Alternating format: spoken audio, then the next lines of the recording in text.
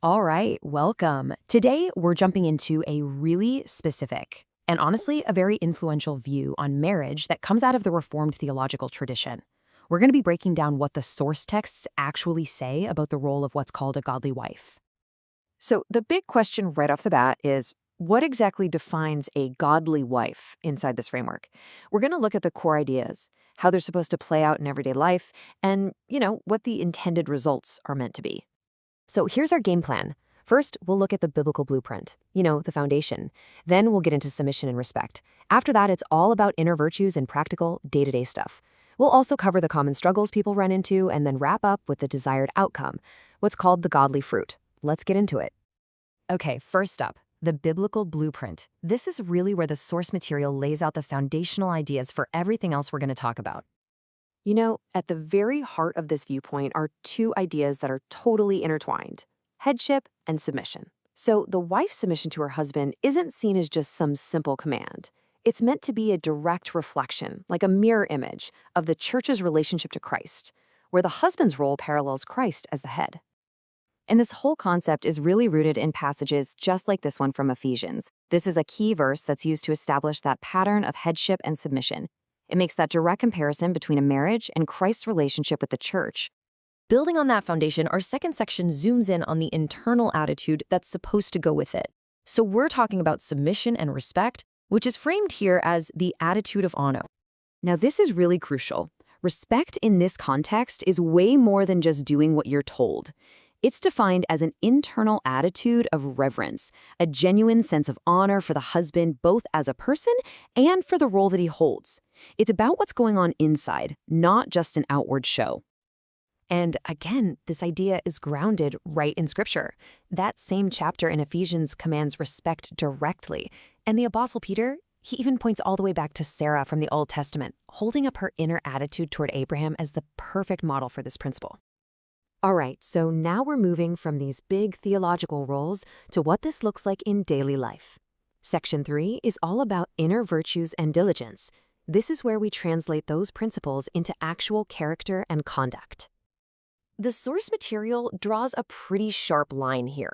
It really emphasizes that the focus shouldn't be on external things, what you look like. Instead, it should be on cultivating inner character, what the text calls the imperishable beauty of a gentle and quiet spirit. And for the practical side of things, the Proverbs 31 woman is often held up as the ideal. I mean, look at this slide. She's a capable manager of her house, she's a provider, she speaks with wisdom, and her defining traits are strength and dignity. This is a picture of really active competence, not passivity at all. Okay, so we've got the principles down. Now, section 4 is all about the how. How does this idea of respect go from being just a concept to being something you actually do day in and day out? This table really breaks it down into actionable steps. For example, when it says verbal affirmation, it means literally speaking well of him. And deference to leadership, that's not about just blindly agreeing, but about getting behind his final decisions.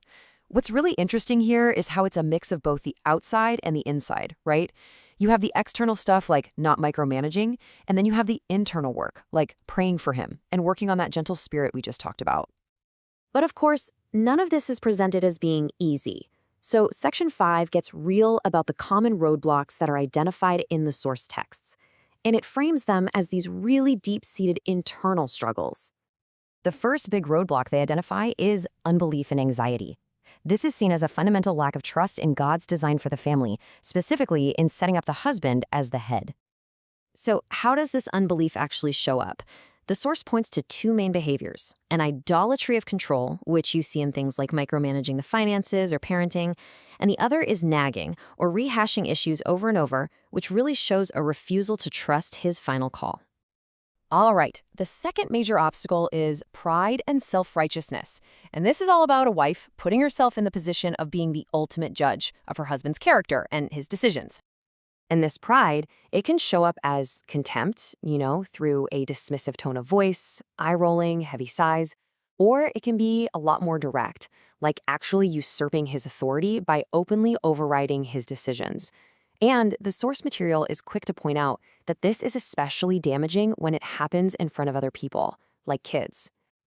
The last hindrance we're going to cover is what's called worldliness and envy. This is basically defined as a lack of contentment that makes you look outside the marriage for your satisfaction. According to the source, this comes out in two main ways. First, an excessive worry over external things like money or social status. And second, the act of comparing her husband to other men. Both of these are said to create this deep dissatisfaction that can just poison the relationship. So, after navigating all those potential struggles, what's the goal? What's the point of all this? Our final section looks at the desired godly fruit, the whole purpose and the positive outcomes of embracing this role. The first promised outcome is something the source calls a quiet influence.